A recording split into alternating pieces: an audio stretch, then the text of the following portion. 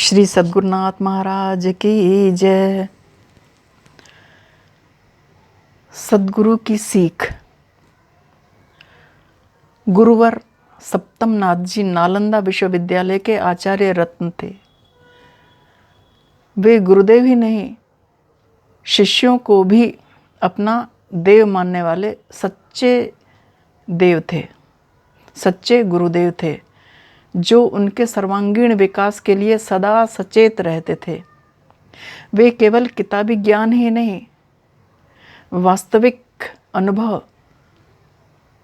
अनुभव सिद्ध ज्ञान प्रदान करने में विश्वास रखते थे तथा कक्षा के सीमित वातावरण में ही कैद रखने के स्थान पर वे अपनी शिष्य मंडली को उन्मुक्त प्राकृतिक परिपार्श्व में ब्रह्म, जीव और जगत के सूक्ष्माति सूक्ष्म रहस्यों का अभिज्ञान कराते।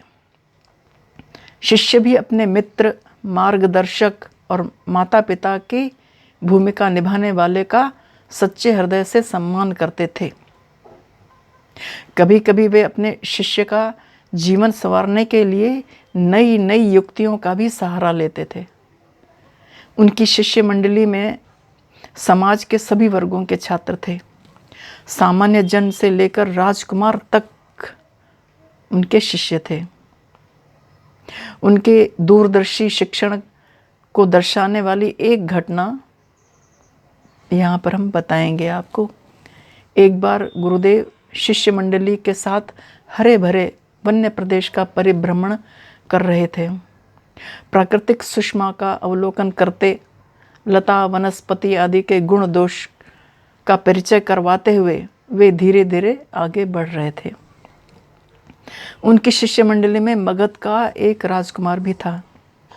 वह स्वभाव से जिज्ञासु, विनम्र और गुरु आज्ञा का पालन करने वाला था। गुरुदेव की उस पर विशेष कृपा रहती थी। उसके मन में आचार्य श्री के श्री चरणों में सच्चा अनुराग था, प्रेम था। चलते चलते गुरुदेव एक स्थान पर ठिठक कर खड़े हो गए। उनका हाथ कांपा और हाथ से छड़ी गिर गई। राजकुमार ने दौड़कर छड़ी उठाई और गुरुदेव के हाथ में पकड़ा दी, किंतु बिना बादल जो बिजली गिरती है ना, बिना बादल बिजली गिरने की तरह गुरुदेव ने उसकी पीठ पर पूरे जोर से प्रहार किया उस छड़ी से। सुकुमार राजकुमार चोट से तिलमिला उठा। उसकी पीठ पर चोट का निशान बन गया, रक्त भी छलछला गया। चौंक कर राजकुमार ने पूछा, गुरुदेव मुझसे क्या चूक हुई, बताएं ना, ऐसा कौन सा अक्षम्य अपराध मुझसे हो गया। गुरुदेव ने उत्तर नहीं दिया, प्रीतिपूर्ण स्वर में बात भी नहीं की, केवल इतना ही बोले कि समय पर इसका उत्तर तुम्हें स्वयं मिल जाएगा। कालचक्र चलता रहा। गुरुकुल से लौटकर शिष्य मगध का राजा बन गया, किंतु जब कभी एकांत में बैठता तो गुरु के उस अप्रत्याशित प्रहार का दंश उसे व्यग्र कर देता था।